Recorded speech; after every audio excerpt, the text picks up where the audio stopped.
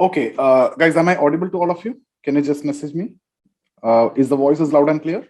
Yeah. Good evening, guys. Okay, fine. Okay, all right, guys. So we can start with the session. What I'll do is in this session we will talk about non-positivism, one of the most important topic. Now, actually, from here only you're going to learn what actually sociology is. Okay. So non-positivism, one of the most important methodology that we are going to learn in sociology.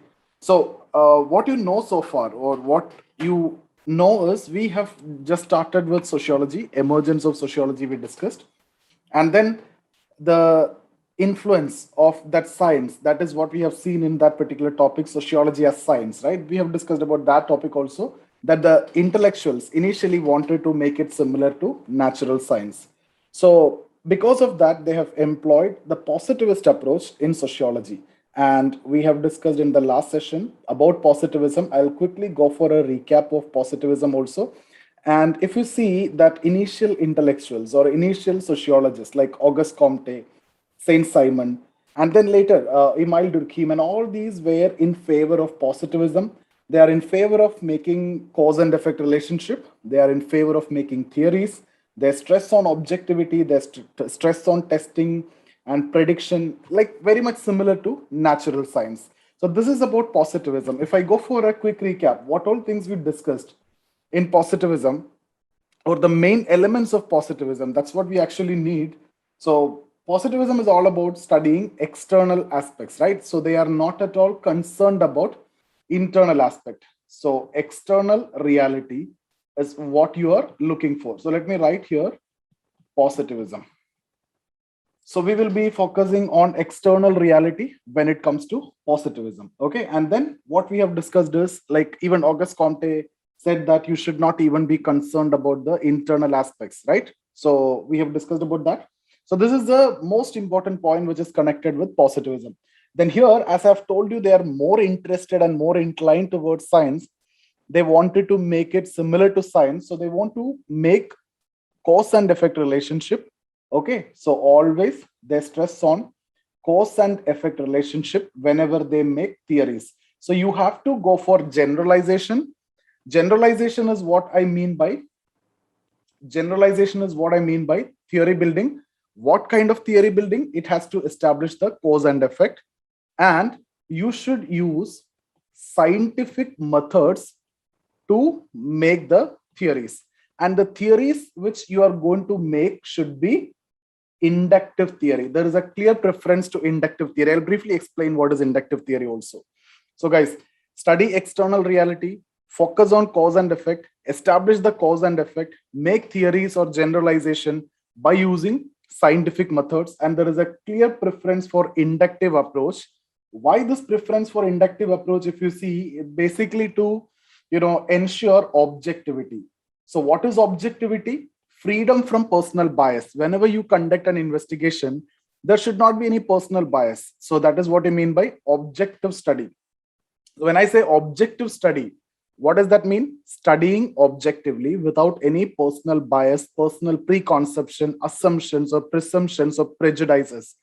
I may be a Muslim, I am conducting a study on religion, so it should not be biased against any particular religion. Or I may be a Hindu, or I may be a Parsi, I'm conducting study on religion, so it should not be biased against any particular religion. You should study religion as a whole.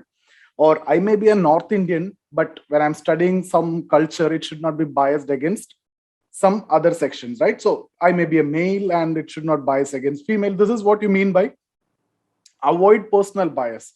So to ensure objectivity, there should not be any personal bias. These personal bias will generally come because of certain values we hold. That is something which I need to discuss in the next session. That entire topic will be dealt in one single session. So I'm not getting into that. What do you mean by inductive approach? Inductive approach means the normal process of theory building. What you do, you are supposed to study something. So this, let's say you need to study an accident. Okay, so one area, there are a lot of accidents are happening. So you are supposed to study that. What you do is, you won't make any assumption, you won't make any hypothesis, there is no prejudices, there is no prefixed conclusion in your mind. You got a task, you will go, you collect the data, how many accidents have happened, how many got injured, how many severely injured, how many deaths are there, What could be the probable reasons, the geography and all those location and all those aspects you will collect. So mostly you will get data in terms of numbers. That is why in this, there is a clear preference for quantitative data. This is something which in terms of numbers. Once you collect the data, then you will look into the data, you will go for analysis, you will go for interpretation by using different methods, and then you will generalize it. Generalization means you will make a theory, or this generalization can be used to predict also. Like you may come up with a conclusion that most of the accidents are happening in the month of June. So one of the conclusion probably would be it is because of rain, right? Or you may come up with a conclusion that it is because of the turning, which is dangerous, that accidents is happening. So that is what I mean by inductive approach. This is what normally you used to do in your physics lab, chemistry lab, etc. This is inductive approach, which is generally preferred in natural science, but in the beginning in sociology, initial sociologists favored this approach. So they want to make theory. Which approach? Inductive approach. Why? To ensure objectivity. Because if you don't have any presumptions or hypotheses in mind, then objectivity is possible. If the method that I have discussed now, if you follow that, there is no possibility of subjectivity or bias, right? But if you are making a conclusion even before you conduct the study, for example, I am talking about domestic violence. I want to study this. I make a hypothesis in mind that domestic violence is because of alcoholism. Now I'm going to analyze it. In fact, what I'm going to do, I'm going to prove my hypothesis. So that is a deductive approach, which in fact is more suitable in sociology, social sciences. We will discuss that. So that is the opposite of inductive approach. Deductive approach, you make a hypothesis first, and then you will try to prove it. Okay, guys. So we are talking about positivism, study external reality, establish cause and effect, make theories and generalization, use scientific methods. It should be inductive approach when you're making theory, ensure objectivity and other simple, silly things like testability, not silly things, very important for them. It should be testable. It should be replicable.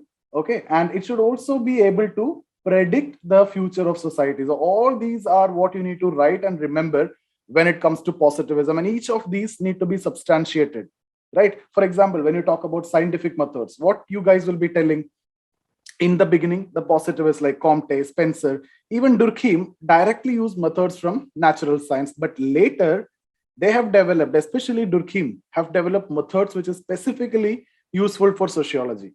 Right. Similarly, inductive approach, there are many theories, especially Durkheim's theories. We try to ensure objectivity. All these we can write arguments. So this is what we have discussed about positivism. But then towards the end, what we understood is there are a lot of limitations.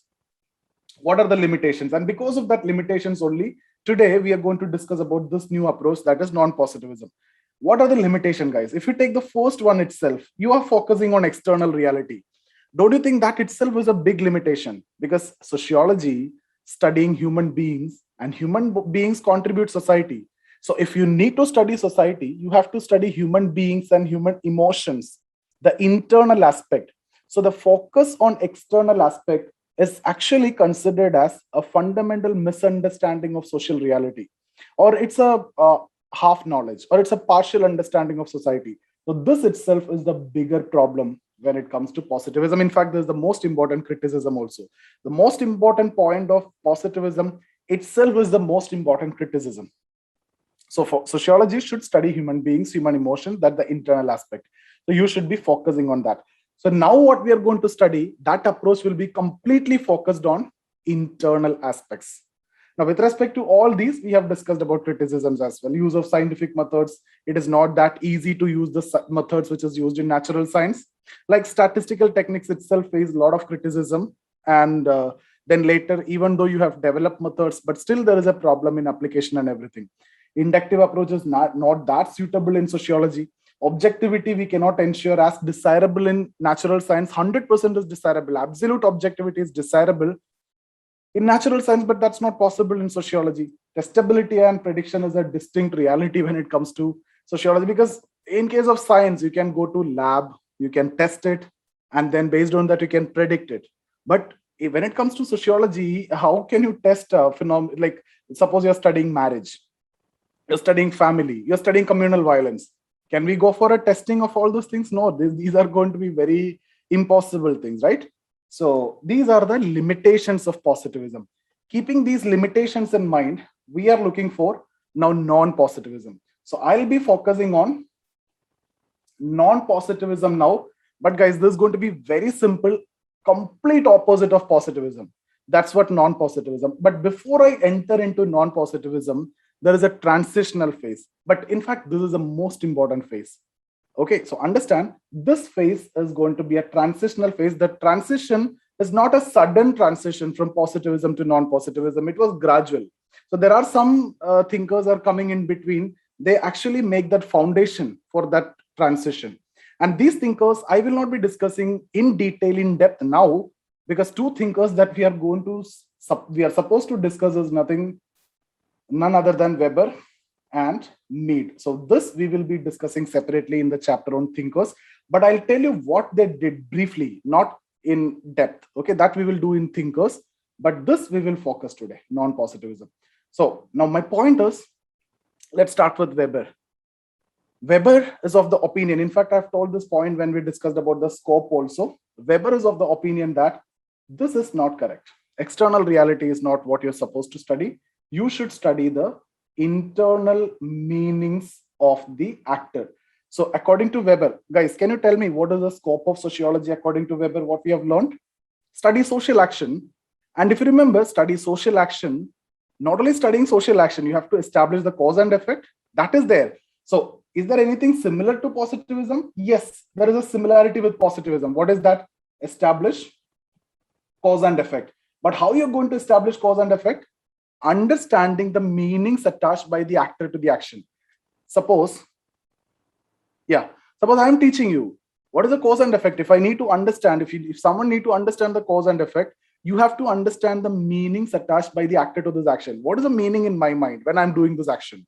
Similarly, you are doing an action, right? Listening to this class is also an action. What is the meaning attached by you when you're doing this action? If you know that, it is very easy to establish the cause and effect.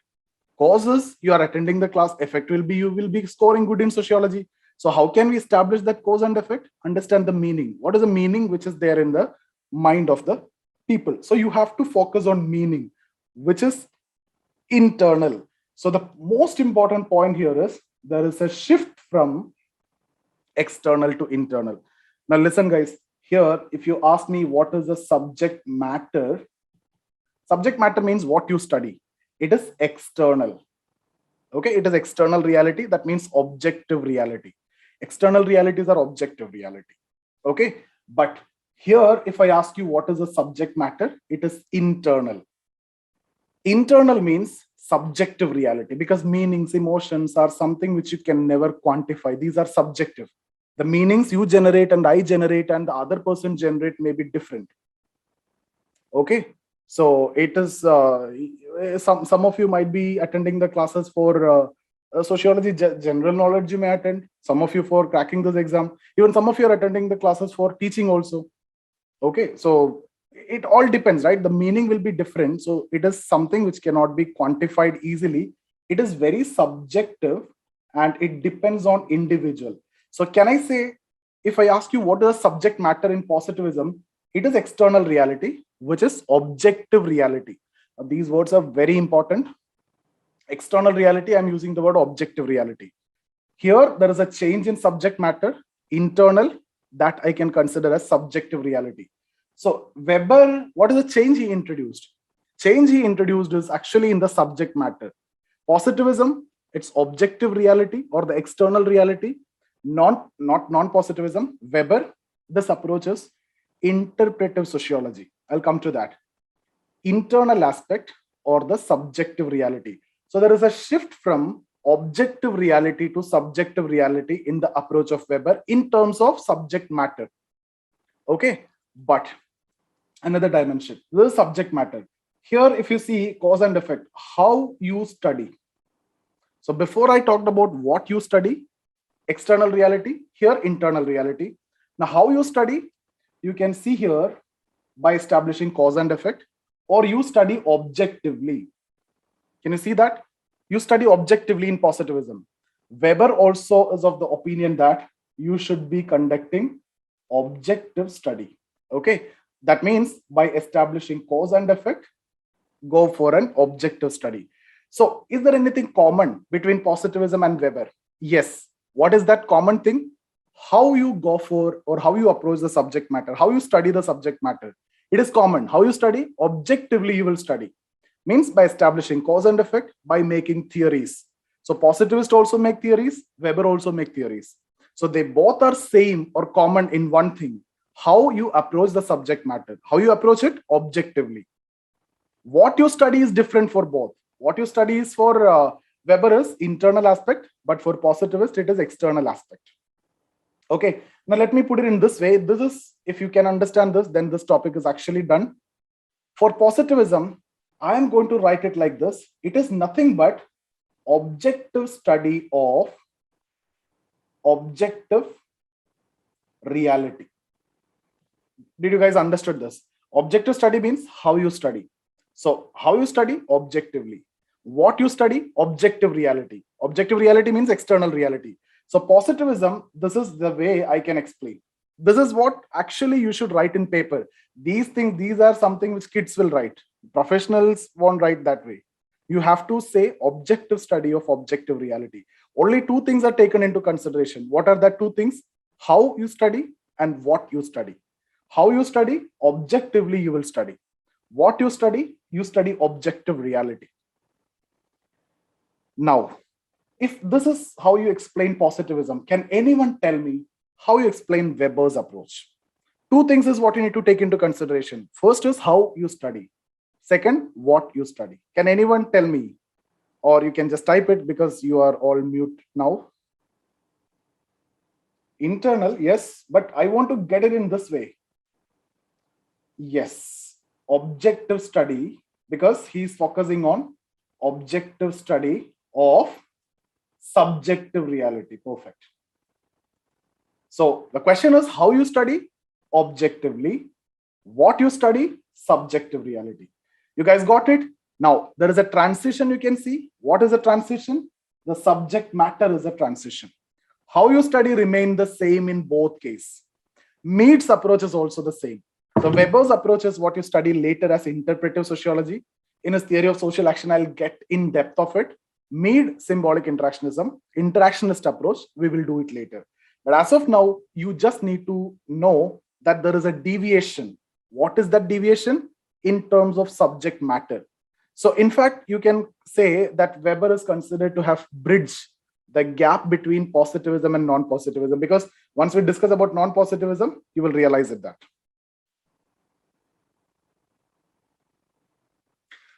Internal aspect is what you mean by subjective reality. That's what I have told this much time, right? Then what is the question about that? Internal, the feelings, emotions, all these are subjective. Okay, that's what all this time I'm talking about. Internal aspects are subjective. Love, hatred, emotions, everything is subjective. You cannot quantify that. Okay, now non-positivism. Again, two things only, guys. What you study and how you study. What you study is actually fixed now. What Weber have told, exactly the same. So non-positivism, they will go for study of internal aspect. Okay, you will go for study of internal aspect. That means meanings, motives, emotions, etc. That's what Weber also said. So they are sticking to that. But how you study, they are not in agreement with Weber nor positivist. You cannot establish cause and effect. You cannot study objectively. They are saying that you can study subjectively also. You should be studying subjectively because human beings are studying human beings. So it cannot be objective. I study you, you study me. It can never be objective. Okay, so what you study, internal aspect, which is also subjective. How you study, you will be studying subjectively. That means there is no objective study is possible in non-positivist approach. In case of sociology, no objective study is possible. Simply because human beings are studying human beings. Now, if this is the case, how can I write like this? If positivism is objective study of subjective reality, where I'm talking about only what and how. Weber's and Mead's approach is objective study of subjective reality. How are you going to write this one? Non-positivism in that very language. Subjective study of subjective reality. Simple. Okay. So subjective study of subjective reality. Means what you study? Subjective reality. How you study? Subjective reality. So let me start with once again this one, positivism. What you study? Objective reality, the external reality. How? Objectively you will study. Weber, what happened? Subject matter have changed. Internal aspect. So subjective reality is what you study. How? It should be similar to positivist, objectively. So that is why this guy is considered to have bridged the gap between two. There is an element from positivism. There is an element from non-positivism. What is that element from positivism? This one. What is that element from non-positivism? This one. Subject matter is internal. Positivism, objective and objective. Non-positivism, subjective and subjective. In between Weber there is a deviation in terms of subject matter. So Weber is considered to have bridged the gap between positivist and non-positivist. That is a deviation. Now, other things are very simple, guys. Once you know that it is subjectively, they don't follow theory. For them, there is no need to make theory. Only understanding is what matters. Just go and understand things. Okay, there is no need to establish cause and effect. So there is no establishment of cause and effect. There is no need to objectivity. There is no testability and prediction. Everything a big no. That's why you won't study any theory by non-positivists. They don't make any theory. They don't want to make theory. They don't support theory. They go for deductive approach instead of inductive approach. They go for deductive approach. So all these are opposite you will see when it comes to non-positivism. Okay, so this is a very simple approach. So what are the features of non-positivism? Now, it's going to be very simple. Study internal aspect. You can study subjectively. There is no theory, there is no testing, there is no prediction, only understanding, and use deductive approach. Use qualitative data. Here, if you use quantitative data, here you will use qualitative data. Because you have inductive approach and you need to ensure objectivity. So you need to get things in numbers. That's why quantitative data. Now here, you are not at all concerned about objectivity and you are using deductive approach. So you can get qualitative data. Qualitative data means numbers. Guys, this inductive, deductive, I'll have a separate session. Objectivity, I will have a separate session. Quantitative, qualitative, I'll have a separate session. If some of you are not able to understand these words right now I'm using, you don't worry about this. We will be looking into all these in the coming sessions. Okay. So as of now, why I have taken this positivism? It is because all these elements, if you understood, you can understand the change which has been brought by Weber.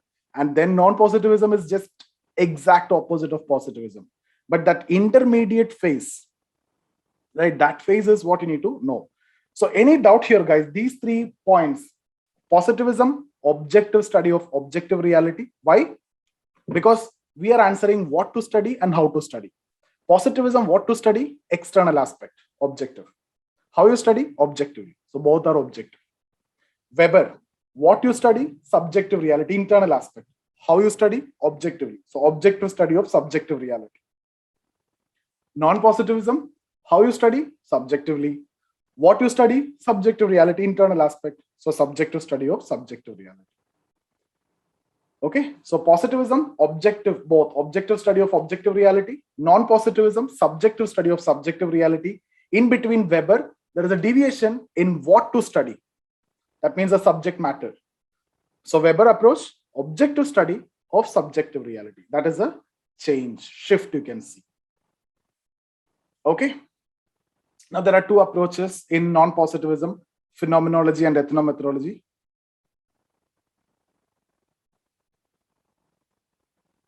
Subjective study means you are studying human beings. So human beings, when you're studying, the personal bias may come. So that is not a big problem. Objective study means without any personal bias, you have to study. Subjective study means even the personal bias can be incorporated in the study. That relaxation is there when it comes to non-positivism. They're not adamant or strict on that objective study. Okay, now let's go to the PDF and I'll explain all these things once again with the PDF.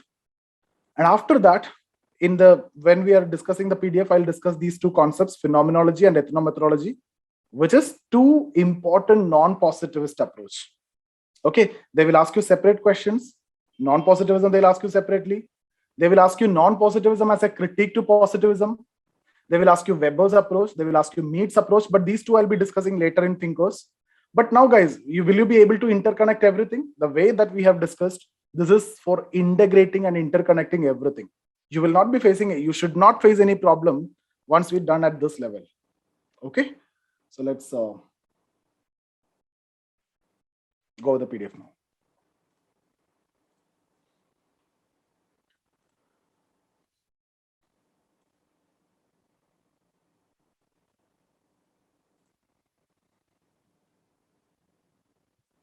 So towards the end of 18th century and early 19th century, positivist approach like empiricism, inductivism, universalism came to be questioned by alternative school of thought, broadly referred to as idealist, that group, idealist, okay?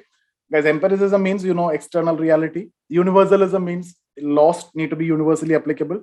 Inductivism is a theory building process. Scientists like William Dilthey, Rickert highlighted the difference between natural world and social world. According to them, social world is unique in terms of meaning, symbols, values, etc., which govern it. Right? On the other hand, natural world is guided by the laws of nature. Thus, there are some internal sides which exist in the form of ideas in the minds of individuals. Famous German idealist George Hegel is of the opinion that social phenomena are the result of ideas generated in the minds of individuals.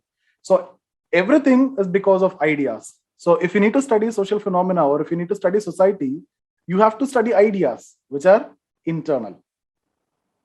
So Hegel argued social phenomena are results of ideas which are generated in the minds of individuals, and these ideas are responsible for history or change. So if you need to study history or change, you need to study ideas or the internal aspects. This view is in direct contradiction with the prevailing positivist school. Although in sociology, the initial perspective used was positivism, but by the end of 19th century, an alternative school inspired by idealists emerged, which later on came to be known as non-positivist school or even anti-positivist school. This perspective posed its origin, anything is fine, in sociology in the writings of Weber and Mead. Okay. Weber's ideas represent a transition from positivism to non-positivism. That's what we have just discussed now. What is a transition? In terms of what? In terms of subject matter. That means Weber focusing on internal aspect. So the subject matter have changed from external to internal. It is said, okay, by introducing new element, he brought non-positivism to sociology. That means that deviation. According to him, the task of sociology is to study the human action and meanings attached by the actor to the action. At the same time, Weber argued that science of society should be based on scientific methods, establishment of cause and effect relation. So guys, can you see clearly here that on one side, he is talking about human actions and meanings. This belongs to what? This belongs to non-positivism. At the same time, he is talking about use of scientific methods, establishment of cause and effect relation. This belongs to what? This belongs to positivism. So can I say, now listen very carefully. Weber is a positivist in terms of how to study. Correct? And Weber is a non-positivist in terms of what to study. Or in a better language, Weber is a positivist in terms of method of inquiry. How means method of inquiry. And a non-positivist in terms of subject matter. Guys, these are the sentences and words that makes things different, right? So I repeat, Weber is a positivist in terms of method of inquiry and non-positivist in terms of subject matter, or the reverse is also fine. Weber is a non-positivist in terms of subject matter and positivist in terms of how you study your method of inquiry. So his approach is objective study of subjective reality. I think I've missed out that point. You can write somewhere here, objective study of subjective reality. Perfect. Guys, if you are not able to understand here, you will not understand it later also. So just focus. Now this one, I don't want to discuss it now, interpretive sociology, because I'll be dealing in detail about this later, because it's about Weber. Okay. The basis of this approach that individual have voluntary will. Now you may not understand, and it's a sheer waste of time if I keep on explaining all those things, since we are going to do it in a separate session. So here I have mentioned objective study of subjective reality. Same is the case with Mead. His approach is symbolic interactionism, though I have answered it here. Why I have answered it here is because some of the students are just taking the PDF and they are preparing. So I have to incorporate it here. That's the only reason why I've incorporated here. We will be discussing this in a separate complete session on symbolic interactionism. So I'm just skipping these points now. Even you can also skip when we are preparing, but when we come to things, you can study that. So this is what I've discussed: positivism and then non-positivism, in between interactionism. This is Mead, symbolic interactionism. Same in between Weber. What is that? Interpretive approach. Okay, so both are coming in between this. Now, guys, this one, phenomenology and ethnomethodology. Let me explain these two. These are pure non-positivist principles. So what are this? This is subjective understanding of subjective reality. This is pure non-positivism, complete deviation. So what they study? Subjective. How they study? Subjective. Okay. So when we talk about phenomenology, let's say the same accident story you can easily relate it. So I want to study that. What I do is I observe from here. I understand about the accident. That's it. It's about understanding. It's not about theory building or not. It's all about how the researchers will interpret and understand that particular situation. So it is your own subjective understanding of that reality. Okay. So this is very simple. Phenomenology is just like an observation and then making an interpretation based on your own understanding. So a researcher will make his own understanding based on his own interpretation. Okay. So that is about phenomenology. Same, there is a small difference when it comes to ethnomethodology. When it comes to ethnomethodology, it's like this only.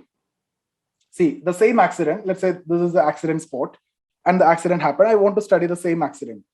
Now, instead of me generating an understanding based on the interpretation, what I do is I prefer, see guys, anything, there's a kind of investigation police also do, right? Murder or anything which happens. So something happened, let's say the accident happened. So some people might have witnessed this. These all are the people who might have witnessed it.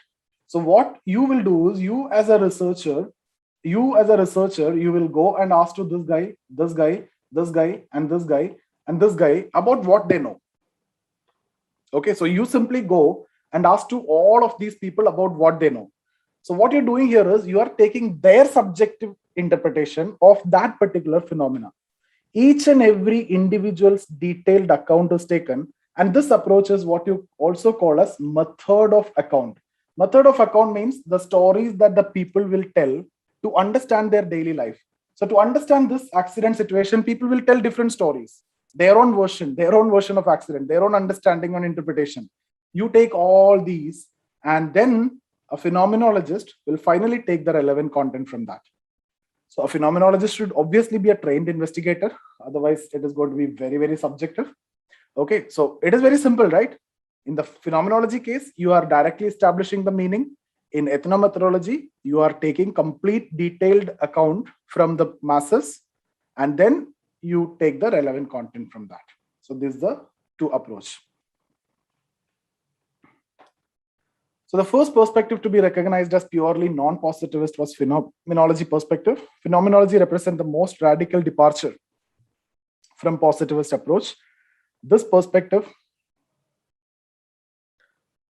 took shape in the writings of Alfred Schutz, Berger, and Luckmann in their book, The Social Construction of Reality. Just give me 1 minute, guys.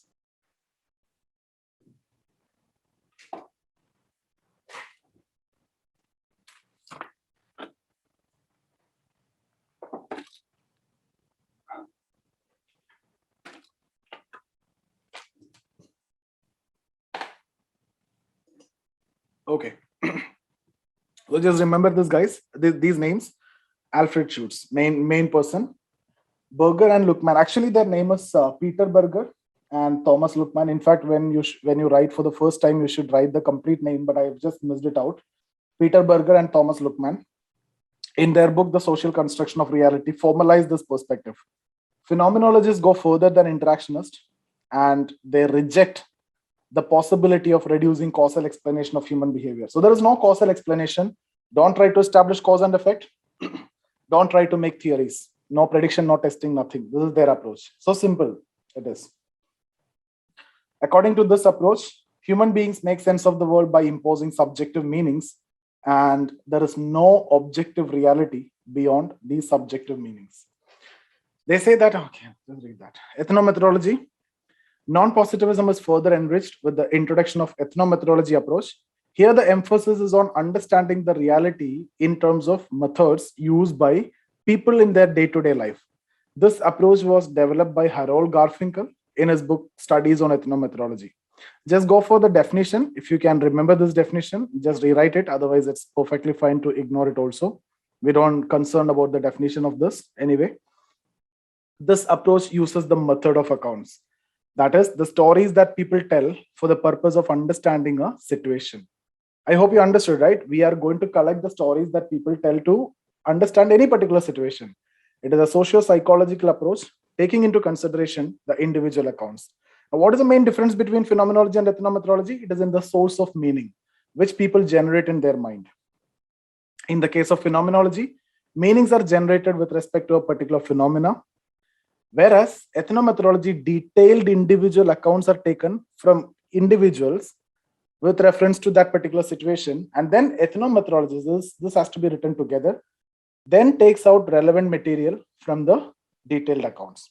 There are two central ideas in ethnomethodology. In fact, these are the two central ideas in non-positivism. One is indexicality. Indexicality means things are context specific. Everything, if you need to explain when it comes to society, for everything there is a context. If you don't explain the context, then things are not going to be perfect. For example, if you're talking about caste system, you have to tell that it is in the Indian society. Otherwise, you cannot understand what is caste. The Western people have never heard of it, right? Reflexivity means it is about conversational process. Everything, we are understanding things through conversational process. Human beings make sense of our world in terms of conversational process. We interact through conversation. We make sense of the world. So these two are very important. So individuals' interaction is very important, and the context of that social phenomena is also very important. Now, elements. First and most important, they focus on internal reality instead of external reality. I think it may be coming somewhere in between. If not, you have to write it that the first one. Then non-positivist emphasis on understanding. What does that mean? There is no theory in terms of their okay, here it is where internal sites and everything is written. Sentiments, emotions, so internal aspect. Okay. Similarly, scientific methods similar to natural science cannot be used in sociology. So they ignore the scientific methods. Then they prefer qualitative data instead of quantitative. There it was quantitative, here it is qualitative. There they use scientific method, here we don't use scientific method. There you will focus on external reality, here we focus on internal reality. There you will be using method of induction, here you use method of deduction. Okay. Then reject the possibility of general theory. Obviously, there you focus on theory. Here, there is no focus on theory. Although now listen guys, this you read, initial non-positivist attempted to develop causal theories, but later non-positivist did not. Whom I mean by initial non-positivist? I mean to say about whom? Here, initial sociologist, initial non-positivist. Weber, yeah. Weber and Mead. They have developed theories. That's why we need to study them separately. Okay. Phenomenologist and ethno, they don't have. There is no scope of testability, no scope of prediction, and they favor subjectivity. Okay. They favor subjectivity. Although non-positivists do use logical approach in which they tend to eliminate subjectivity of the investigator, but they do accommodate subjectivity, means different values and biases. Okay, now what are the criticisms? This approach could not resolve the dilemma of subjectivity and objectivity. For example, initial non-positivists like Weber and Mead favor objectivity, but later non-positivists did not. Then this approach could not develop a single methodological principle in terms of the use of quantitative and qualitative data.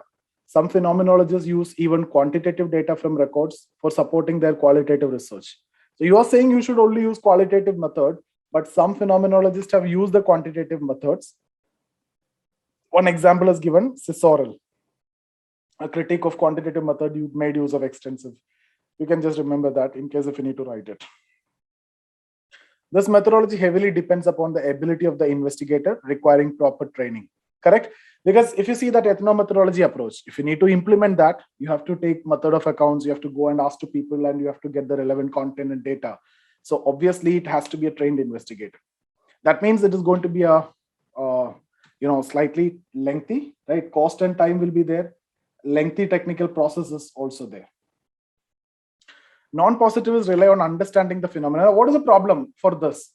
Even if I understand something now, tomorrow I'll have a different understanding about the same thing, right? So that is also a problem. So number of times research on the same phenomena can result into a different explanation, sometimes inconsistent. Now, in practice, application of this approach was found more suitable for micro phenomena, which are more particular and specific. In fact, non-positivism, they focus on internal, micro only. So this is just for the sake of criticizing, you have did that.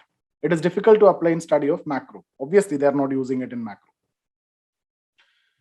Now, in the absence of possibility of theories, use of scientific methods, objectivity, this approach has been accused by some scientists as non-scientific and vague. Now, what is the conclusion? Guys, in conclusion, what you need to say is this approach, there is no superiority or inferiority. This is what actually we need to discuss, right?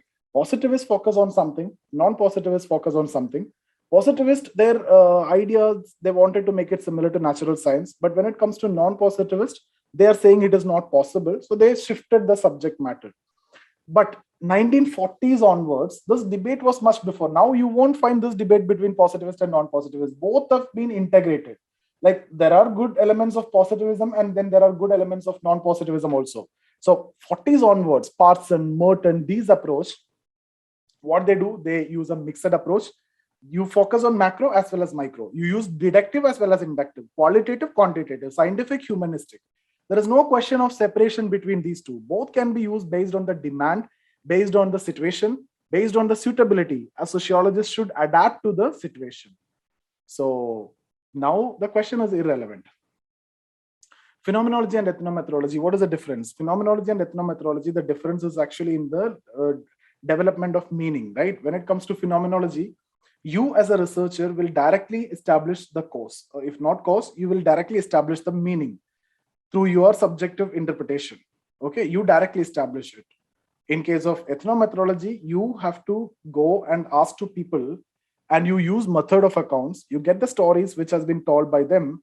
From that stories only, you will be developing an understanding. That is what the difference between these two. So after 1940s, the debate between positivist and non-positivist started fading out in the favor of more composite approach, mixed approach, using as per requirement.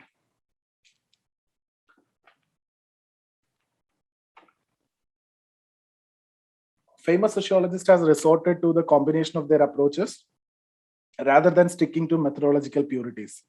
Moreover, postmodern methodologies used by different sociologists often combine quantitative and qualitative methods. Some postmodernists, such as David Harvey, attempted to use methodologies according to purpose of the research.